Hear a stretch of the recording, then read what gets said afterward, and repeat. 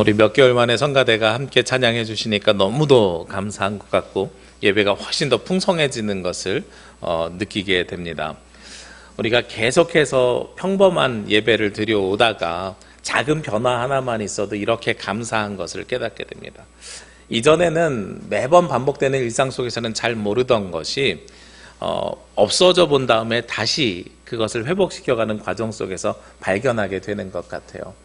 우리가 작년까지는 전혀 경험하지 못했던 것처럼 올해 코로나를 마주하면서 예배가 잠시 쉬기도 하고 그리고 정지되기도 하고 온라인으로 갔다가 성가대가 또 없다가 다시 또 세워져가는 이 과정 속에서 하나님께서 우리에게 주셨던 이 예배가 얼마나 귀중하고 소중한지를 다시 한번 경험하게 되는 시간이 되는 것 같습니다.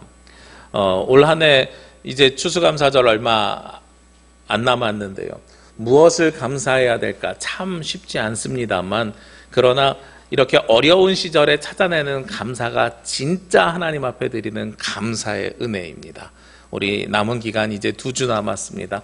우리 많은 성도님들 하나님 앞에 올 한 해 나에게 주신 것이 무엇인지 고난과 고통과 환난 가운데 있었지만 그럼에도 불구하고 주신 은혜를 찾아가는 남은 기간이 되시기를 주의 이름으로 기도합니다. 많은 것들 매일 반복됩니다. 우리 예배 순서도 똑같이 반복이 됩니다. 반복이 되는데 제가 지난주에 그 예배 마치고 이번 주부터 성가대가 다시 세워진다고 하면서 예배 순서를 다시 한번 찬찬히 살펴봤습니다. 성가대 송영이 어디에 들어가는가. 근데 지금 오늘도 하나 메모했어요. 제가 또 잊어버리고 하나를 또 누락했던 것 같아요. 아, 그렇구나. 계속 반복하고 익숙해진다는 것이 그런 것이구나. 거기에 익숙하면 무엇이 더 들어가야 되는지를 막상 이렇게 마주하고 실제로 이 일들을 행하기 이전에는 잘 찾아내기 어려운 것 같습니다. 왜냐하면 우리가 해오던 것에 익숙해지기 때문에 그렇죠. 제가 신학대학교에 처음 딱 들어갔을 때 신앙수련회를 저희 학교에서는 매년 하거든요. 1학년에 입학을 하면 그 다음 주에 3박 4일로 신앙수련회를 다녀옵니다. 요즘은 어떻게 하는지 모르겠는데 제가 다녔을 때는 신앙수련회에 학부 1학년생부터 4학년생까지 그리고 대학원 1, 2, 3학년이 다 와가지고 몇백 명이 신앙수련회를 크게 했어요.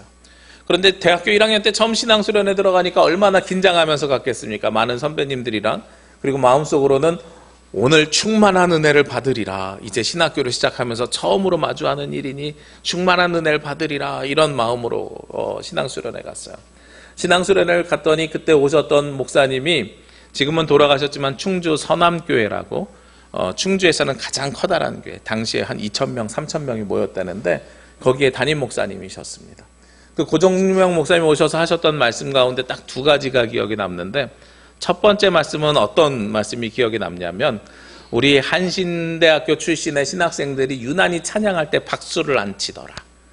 그러면서 본인 동기들 중에서도 박수를 안 치는 친구가 있었다는 거예요. 그래서 앞에서 박수를 하도 안 치고 딱 이러고선 그대로 이러고선 말씀을 보다 보니까 찬양을 하다 보니까 앞에 앉아서 부흥회 때 인도하던 목사님이 화가 나가지고 성경책을 던졌더라. 뭐 이런 이야기들을 하세요. 근데 그 이야기를 딱 하시는데 그게 너무 인상적이었는데 더 인상적이었던 것은 그 옆에 제 옆에 누가 앉아있냐면 이동준 목사님 아들이 저희 동기로 입학을 같이 했거든요. 이동준 목사님 아들이 뭐라 그러시냐? 우리 아빠야, 우리 아빠. 그래서 제가 정확하게 기억을 합니다. 당시에 저희 담임 목사님이셨거든요. 제가 다니던 교회 담임 목사님이셨는데 서울에서. 근데 우리 담임 목사님이 찬양할 때 박수를 안 치셨던 분이구나. 이게 굉장히 인상이 깊었습니다. 그리고 두 번째로 인상이 깊었던 말씀 중에 하나가 무엇이냐면 목회를 시작을 할 때 꼭 주의해야 되는 것 중에 하나가 무엇이냐면 큰 변화를 일으키지 말아라. 그러나 끊임없이 변해야 된다. 이런 말씀인 거예요. 큰 변화를 일으키지 않아야 되는데 끊임없이 변해야 된다. 이게 무슨 말씀인가? 성도들이 변화를 요구하지만 큰 변화가 일어나게 되면 익숙하지 않은 곳에서 어려움을 겪는다는 거예요. 만약에 우리가 예배 순서를요 크게 확확 매주 새로운 예배 순서를 가져온다고 생각해 보십시오. 그럼 당연히 성가대가 송영해야 될 때 순서가 바뀌어 있는 거예요. 그럼 서로 당황하는 거죠. 일종의 약속인데 이 약속이 깨어지는 겁니다. 그렇기 때문에 익숙함 속에서 변화를 찾아내야 된다는 거예요. 그러면서 예화로 들어줬던 것 중에 하나가 무엇이냐면 많은 목사님들이 실수합니다 여러분 하면서 처음에 담임 목사 돼서 교회 부임했을 때 교회 구조를 바꾸고 뭐를 바꾸는데 제일 많이 실수하는 게 피아노 바꾸는 거라는 거예요. 그래서 피아노를 바꾸는데 1년에 10cm씩 14년 동안 바꿔서 여기서 저기로 옮겨간다고 이런 이야기를 하시는 게 기억이 납니다. 그만큼 변화를 주지만 보이지 않는 변화를 끊임없이 줘서 우리가 나아가야 된다 하는 말씀을 하시는 거예요. 실제로 목회를 해보니까 첫 번째 이야기보다 두 번째 이야기가 더욱더 저에게는 정확하게 들어오고 그것을 몸으로 느끼게 됩니다. 아무것도 변하지 않으면 이 예배가 굉장히 힘들어집니다. 그런데 변화하는데 너무 급격하게 변하게 되면 성도들이 힘들어집니다. 그러니까 변화는 있으되 우리가 느끼지 못하는 변화를 끊임없이 가져가는 것이 바로 이 예배의 모습이어야 되고 우리가 하나님 앞에 드려야 되는 겁니다. 매주 똑같은 예배를 우리가 주님 앞에 드리는 것 같지만 여러분들은 매주 똑같은 예배 속에서 다른 은혜를 찾아가셔야 되는 거예요. 한동안 그런 것에 대해서 되게 고민하고 우리가 마음의 메시지로 들으면서 찔림이 있었던 말씀이 있습니다. 썬데이 크리스찬이라는 단어예요. 일요일에만 교회 가는 교인, 그리고 매주 가서 똑같은 예배를 드리면서 우리가 무슨 은혜를 받아? 습관적으로 예배 드리는 거 아니야? 그러다가 매너리즘에 빠져서 더 이상 은혜를 못 받는 거 아니야? 라는 말씀을 들은 경험들이 있으실 겁니다. 근데 저는 올 한 해 지내면서요, 썬데이라도 오시는 크리스찬들이 되시면 좋겠다. 그리고 그 습관이 굉장히 무서운 거구나. 그렇게 하니까 우리가 2달을 멈췄다 다시 예배를 드리더라도 똑같은 모습으로 예배를 드릴 수 있구나 하는 것을 경험하게 되고요. 그리고 매주 주일날 똑같은 예배를 드리는 것 같지만 그러나 이 가운데서도 우리가 무엇으로 은혜를 받을 수 있을까 하는 것을 찾아가야 되는 역사가 이 시간 일어나기를 원합니다. 그래야 우리가 하나님 앞에 한 걸음씩 더 나아갈 수 있습니다. 오늘 성경에도 보면 예배를 시작하는 장면입니다. 사실은 우리처럼 예배가 무너졌다가 다시 시작하는 것 같은 상황인데 이 이스라엘 사람들이 예배를 세워갈 때 제일 먼저 무엇을 했는가? 습관을 만드는 일을 했어요. 오늘 말씀 3절과 4절 말씀에 보면 무리가 모든 나라 백성을 두려워하여 제단을 그 터 위에 세우고 그 위에서 아침 저녁으로 여호와께 번제를 드리며 기록된 규례대로 초막절을 지켜 번제를 매일 정수대로 날마다 드리고 하고 말씀하고 있습니다. 말씀해 보니까 아침 저녁으로 여호와께 번제를 드리고 번제를 매일 정수대로 날마다 드리고 하고 말씀하고 있는 거예요. 매일 예배를 드리는 것, 제사를 드리는 것을 시작합니다. 그런데 이 상황이 어떤 상황이냐? 이스라엘이 바벨론으로 포로로 잡혀갔다가 돌아온 때예요. 바벨론으로 포로로 잡혀갔다 돌아올 때인데 바벨론으로 포로로 잡혀갈 때는 어떤 일이 그 전에 일어났냐면 예루살렘 성전이 무너진 다음에 포로로 잡혀갔습니다. 그러니까 포로에서 해방돼서 돌아왔는데도 무엇이 없어져 있어요? 성전이 없고 예배드릴 곳이 없어져 있는 거예요. 오늘 말씀의 3장 1절 말씀에 보면 이스라엘 자손이 각자의 성읍에 살았더니 7째 달에 이르러 일제히 예루살렘에 모인지라. 7째 달이 돼서 예루살렘에 모였어요. 그런데 이 뒤에 7째 달이 6절에도 나오는데 6절의 7째 달은 초막절이 있는 1, 2, 3, 4, 5, 6, 7월 달 할 때 7째 달이고요. 1절에 시작하는 이 7째 달은 세번역 성경에 보면 이렇게 표현되어 있습니다. 이스라엘 자손은 여러 마을에 흩어져 자리를 잡은 지 7째 달이 되었을 때. 그러니까 이 1절에 나오는 7째 달은 7월을 이야기하는 게 아니라 이스라엘이 돌아온 지 7번째 달 이렇게 이야기하는 거예요. 포로에서 돌아와서 7달 동안 모이지 못했습니다. 모이지 못하다가 7번째 달 되어서 비로소 모였는데 어떻게 모였느냐? 일제히 예루살렘에 모인지라. 우리 성경에는 일제히라고 표현되어져 있는데 사실 원어에 보면 히브리어 원어에 보면 한 마음으로라는 뜻이 훨씬 더 가깝다는 거예요. 그러니까 7번째 달이 되어서 우리 모두가 한 마음 한 뜻으로 모였어요. 그리고서 모인 다음에 누구를 중심으로 하냐면 두 지도자들을 중심으로 모입니다. 2절에 요사닥의 아들 이에수아와 그의 형제 제사장들과 스알델의 아들 수룹바벨과 그의 형제들이 이렇게 돼 있는데 우리가 수룹바벨이라는 이름을 좀 기억하시면 좋을 것 같아요. 이렇게 두 사람을 지도자로 해가지고 모였어요. 7달 만에 모여가지고 제일 먼저 한 것이 무엇이냐? 성전이 없는 곳에서도 하나님 앞에 제사를 드리는데, 번제를 드리는데, 예배를 드리는데 어떻게 드려요? 아침과 저녁으로 날마다 드리더라. 무엇을 만들어가는 거예요? 습관을 만들어가는 거예요. 바빌론 포로로 잡혀갔을 때는요, 공간이 없었고, 물론 다니엘과 같이 그곳에서 하나님 앞에 3번, 하루 3번 기도했던 사람들도 있지만, 대부분의 사람들이 무엇을 잃어버리냐면 예배에 대한 습관을 잃어버렸을 거란 말이에요. 그리고 심지어 바빌론 포로가 몇 년이나 갔다 왔다고요? 70년이요. 70년이면 세대가 2세대, 3세대입니다. 한 살에 태어난 사람이 70살에 돌아온 거예요. 그 사람이 옛날 기억을 어떻게 하겠어요? 나 1살 때 예배 드렸던 기억이 있어. 이런 이야기 할 수 있습니까? 아니잖아요. 우리 70년을 찾아보려면 무엇을 생각하면 괜찮냐면, 올해가 2020년이잖아요. 70년 전에 우리나라에 무슨 일이 있었냐면 한국전쟁이 있었습니다. 6.25라고 부르는 한국전쟁이 있었어요. 여기 계신 분들 가운데 나 한국전쟁 때 기억이 나는 일이 몇 가지 있어 하면 제 생각에는 10손가락으로 이렇게 꼽을 수 있을 것 같아요. 제가 우리 이재청 권사님께 그런 말씀 들어본 적이 있어요. 한국전쟁 때 6.25 때 내가 국민학교 다녔거든, 이런 말씀 들은 기억이 있어요. 그 정도 되어야 기억하는 거예요. 예배를 기억하시는 분들은 굉장히 소수입니다. 하나님 앞에 드렸던 제사를 기억하는 분들이 소수인데, 그 소수의 분들이 이 대가 끊어지지 않기 위해서 무엇을 하는 것이냐? 사람들을 일제히 모아서 다시 예배를 드리기 시작합니다. 예배의 습관을 들여주는 거예요. 다음 세대들을 위해서 예배의 습관을 들여주는 것이 바로 오늘의 말씀의 가장 중요한 본문이고 핵심이라는 겁니다. 우리는 매주 이미 예배를 드리고 있는 상황입니다. 그럼에도 불구하고 제가 이번 코로나를 지내면서 가장 안타깝고 걱정되는 것 중에 하나가, 우리는 이렇게 예배를 드리는데 어린이들은 예배를 못 드렸어요. 이게 우리 교회에서 교사들이 열심히 없어서 못 드린 게 아니라 오질 않았어요. 제가 주변에 있는 목사님들하고도 쭉 다 이야기를 해봤는데요, 다시 예배를 드리기 시작하면서 교인들의 70% 내지 80%가 그대로 다 오셨다는 거예요.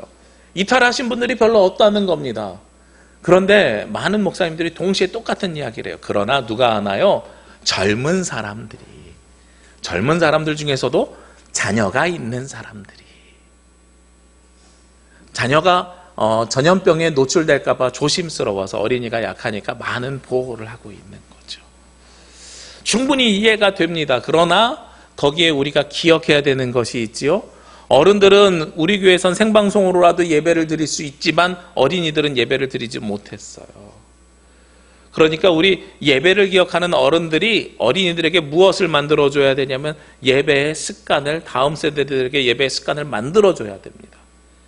그래서 예배를 드리던 분들이 오랜만에 나오더라도 우리가 친숙하게 하나님 앞에 예배할 수 있는 그 습관이 우리 가운데 만들어져야 되는 거예요. 매일 똑같이 드리는 예배인 것 같지만, 그럼에도 불구하고 우리는 이 예배가 너무도 소중한 것을 이럴 때 깨달을 수 있습니다. 매주 드리는 이 예배요, 여러분들이 이 가운데서도 충분히 은혜를 받을 수 있을 거예요.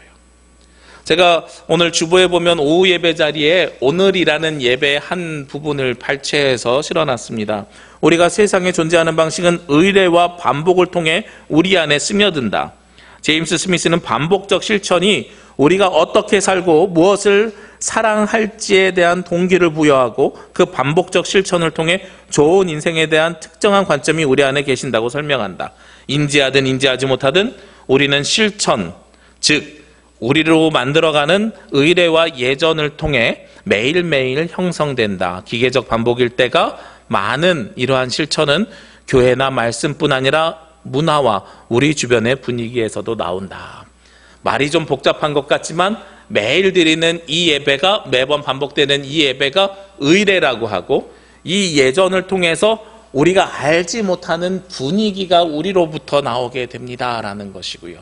우리가 그 문화를 통해서 우리의 삶이 형성되어져 갑니다 하는 거예요.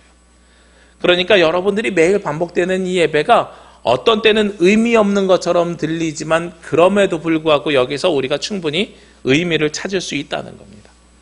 우리가 매일 반복되는 기도가 있죠. 매주 드리는 기도, 주기도문이 있죠. 주기도문의 의미를 얼마나 생각하고 기도하십니까? 라고 질문하면 글쎄요, 습관적으로요. 우리 예배 마칠 때 주기도문으로 마치지요. 이렇게 이야기를 하잖아요. 주기도문에서 무엇이 빠질 때가 많냐면 기도가 빠질 때가 많단 말이에요. 주기도문에서 기도가 빠지면 뭐라 그래요? 그걸 주기도문에서 기도가 2개 빠졌어요. 그러면 주문이 되죠. 네. 실제로 우리가 주문처럼 주기도문을 하고 있다는 걸 빗대어서 하는 말씀입니다. 그럼에도 불구하고 저는 여러분들에게 부탁드리는 것은 그럼에도 불구하고 주기도문을 아는 사람과 모르는 사람은 차이가 있어요. 아는 사람은 다시 회복시킬 수 있는 가능성이 있는 사람들이지만 없는 사람은 기도를 다시 할 수 없는 사람이 되는 겁니다. 주기도문을 주문처럼 외우고 있지만 그것을 알고 있는 사람은 힘들 때 내가 무엇을 기도해야 될지 모를 때에 그때 주기도문이 터져 나올 수도 있고요. 그때 터져 나오는 주기도문은 정말로 마음을 다해서 드리는 기도가 될 수 있어요. 이건 누구에게 주시는 은혜예요? 그걸 알고 있는 사람에게, 습관적으로 했던 사람에게 주시는 은혜입니다. 그런 의미에서 우리가 드리는 이 습관적인 예배, 굉장히 커다란 의미가 있는 거예요. 여러분들이 매주일 반복되는 이 예배가 지난주하고 이번주하고 똑같은 예배인 것처럼 느껴질 수도 있지만 그러나 오늘은 특별한 은혜를 받는 계기가 될 수도 있다는 거죠. 매번 반복되는 것, 똑같은 것, 의미가 없어 하고선 나오지 않으면 그것조차도 발견하지 못하는 겁니다. 기회가 사라지게 되는 거예요. 그래서 우리가 매일 반복하는 것, 매주 드리는 것이 너무도 소중합니다. 그러면서요, 그럼에도 불구하고 이 가운데서 우리가 하나님 앞에 나아가는 방법이 있어요. 매일 똑같이 습관처럼 만들어지는 것이지만 그럼에도 불구하고 우리가 1%만 변화시키면, 하나만 변화시키면 늘 새로워질 수 있는 예배로 변화가 됩니다. 제가 지난 3월 달에 읽었던 책 중에요, 아주 작은 습관의 힘이라는 책이 있습니다. 아주 작은 습관의 힘. 습관을 아주 작은 것 하나만 바꿨더니 그 결과가 너무 크게 바뀌더라라는 내용이에요. 2003년에 영국에 한 사이클 팀이 있었습니다. 국가대표팀이에요. 그런데 지난 100년 동안에 한 번도 입상을 하지 못한 팀입니다. 그래서 어느 정도였냐면 영국에서 자전거를 만드는 회사가 우리나라 국가대표팀에게는 사이클을 공급하지 않겠습니다. 팔지 않겠습니다. 이러는 거예요. 왜냐하면 그 회사의 이미지가 저 사이클을 타는 국가대표가 한 번도 성적을 내지 못하는 것을 보니 저 기계가 안 좋은 거야 이렇게 인식이 될까봐 자국의 선수들에게 사이클을 팔지 않을 만큼 굉장히 성적이 안 좋은 사이클 팀이었어요. 그런데 그 팀의 감독이 2003년에 새로 들어왔습니다. 엄청난 부담감이었겠죠. 이런 경우엔 둘 중에 하나입니다. 해오던 대로 하다가 그냥 어차피 망한 팀이니까 그냥 끝내든가, 아니면 내가 뭔가를 해야 되는데 어떻게 해야 성적을 낼 수 있을까를 고민하는 거죠. 근데 이 감독은요, 큰 거를 바꾸려고 하지 않고 가장 작은 것을 바꾸면 어떨까 하는 것을 연구하기 시작했어요. 그러면서 사이클을 타면서 여러 종류의 옷을 입혀봅니다. 그래서 우리 팀 선수에게 맞는 옷이 어떤 것인가, 헬멧의 디자인을 조금 바꿔봅니다. 우리 팀 선수에게 맞는 것이 어떤 것인가. 그리고 제가 책보다 깜짝 놀란 게요, 선수들이 끝나고 나면, 운동을 끝나고 나면 마사지를 하잖아요. 어떤 마사지 젤을 써야 빨리 회복이 되는가, 이런 것까지 신경 썼대요. 그리고 의사를 몇 주 동안 상주를 시키면서 선수마다 손 씻는 방법이 어떤 것이 가장 적당한가 해서 감기를 줄였대요. 그랬더니 경기력이 올라가더라는 거예요. 그리고 맨 마지막으로요, 모든 선수들 운동하는 체육관을 하얀색 벽으로 바꿨대요. 왜냐하면 먼지가 앉으면 잘 보일 수 있도록.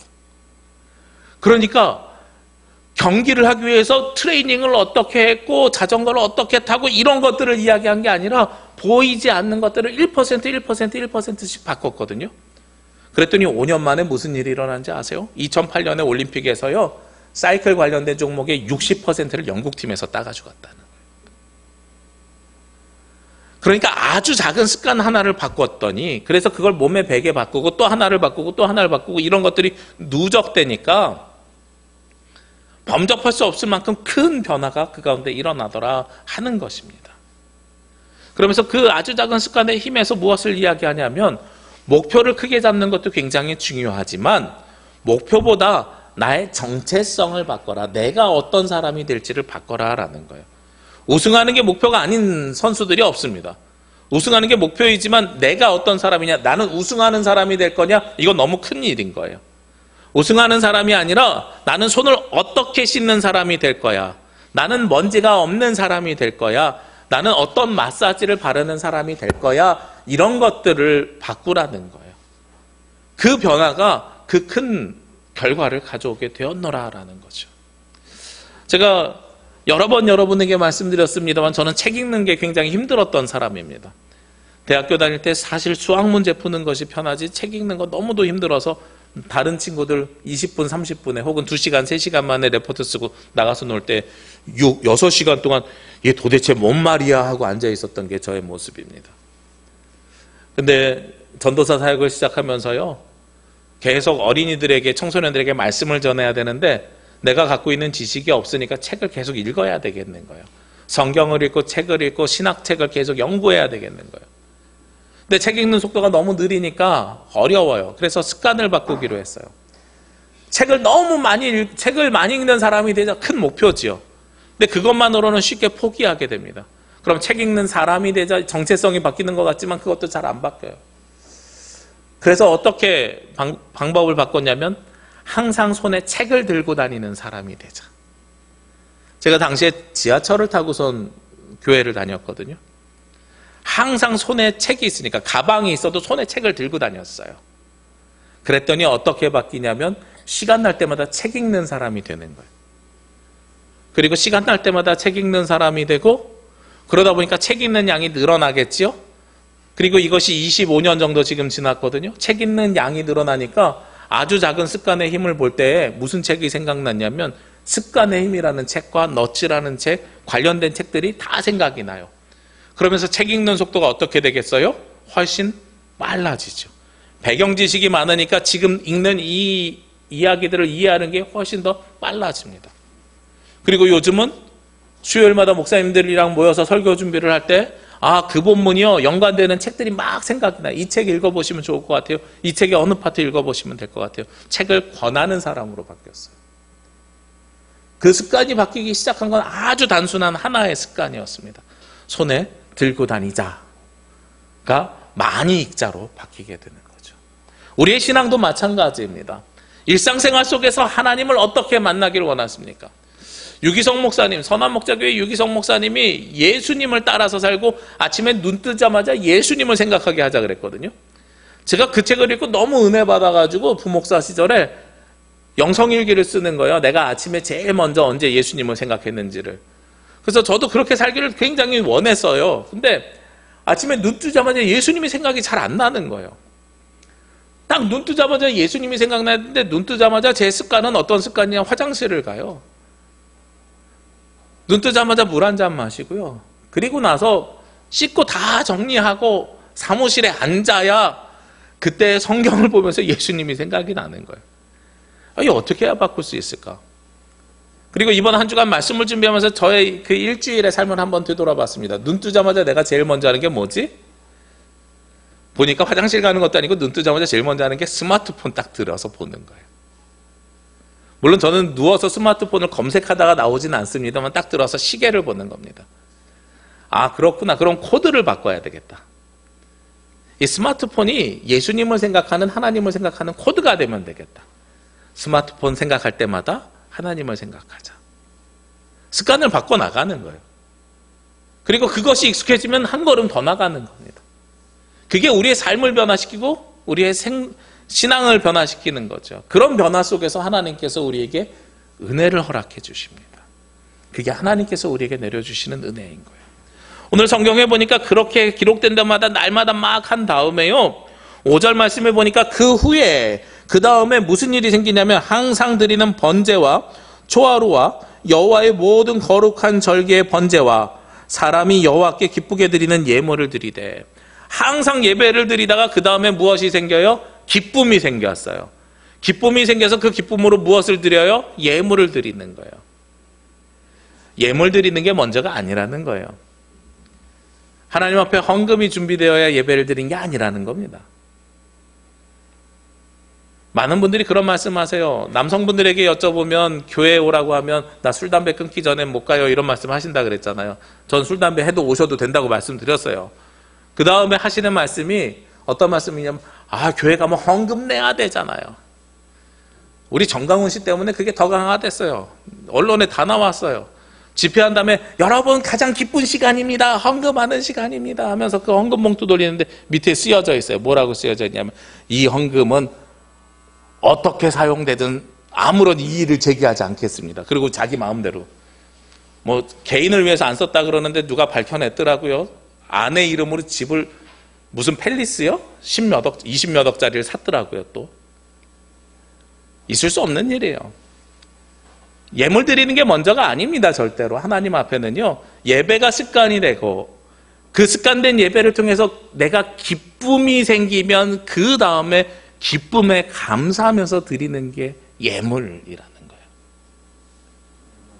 여러분들이 이 시간 나오면서 하나님 앞에 드리는 예물 너무도 소중한 겁니다만, 그럼에도 불구하고 그것보다 소중한 건 예배의 습관이 회복되는 겁니다. 물론 드리는 이 예물도 나중에 습관이 되면 더욱더 감사한 일입니다. 그리고 이것이 아무 의미 없는 것처럼 드려지다가 어느 날 문득 이 드리는 예물이 의미를 부여하는 날이 생기게 돼요. 그러면 그것이 하나님께서 여러분에게 주신 또 다른 은혜가 되는 겁니다. 그리고 나서요, 6절 7절 말씀해 보니까 일곱째 달 초하루, 이 일곱째 달은 산지 일곱째 달이 아니라 우리 초막절을 지내는 일곱째 달이에요. 6월절 7절과 함께 이스라엘의 3대 절기 중에 하나가 초막절입니다. 이 초막절 일곱째 달 초하루부터, 초막절이 원래 보름이거든요. 오늘이 11월 1일이죠. 초하루지요. 근데 15일이 무슨 날입니까? 추수감사절이죠. 그런 것처럼 보름을 두고 하나님 앞에 예배를 드리기 시작한 거예요. 예배를 드리면서 번제를 드렸으나 그때의 여호와의 성전 지대는 미쳐놓지 못한지라. 예배를 드리고 있는데 성전이 없을 뿐만 아니라 지대, 땅의 기초조차 없었다는 거예요. 그래서 무슨 일을 하냐면 7절에 이에 석수와 목수에게 돈을 주고 또 시돈 사람과 두로 사람에게 먹을 것과 마실 것과 기름을 주고 바사와 고레스의 명령대로 백향목을 레바논에서 욥바 해변까지 운송하였더라. 드려진 예물을 가지고 그때 무엇을 하기 시작하냐면 건물 지을 석수와 목수들에게 비용을 주면서 건물 지을 준비를 시작합니다. 그런데 이 7절에 저는 어떤 단어를 여러분들이 기억하셨으면 좋겠냐면 백향목이라는 단어를 기억하셨으면 좋겠어요. 다시 백향목을 가지고 성전을 지으려고 하는데 아까 위에 2절에서 누구의 이름을 기억하라고요? 수룹바벨이요. 원래 솔로몬이 지었던 성전의 이름을 신학자들은 편하게 예루살렘 성전이라고 합니다. 그리고 바빌론 포로기 이후에 다시 지은 성전을 수룹바벨 성전이라고 합니다. 다시 재건한 성전이 수룹바벨 성전이에요. 수룹바벨이 리더가 돼서 했기 때문에요. 그런데 수룹바벨이 성전을 재건할 때 무엇을 가져왔다고요?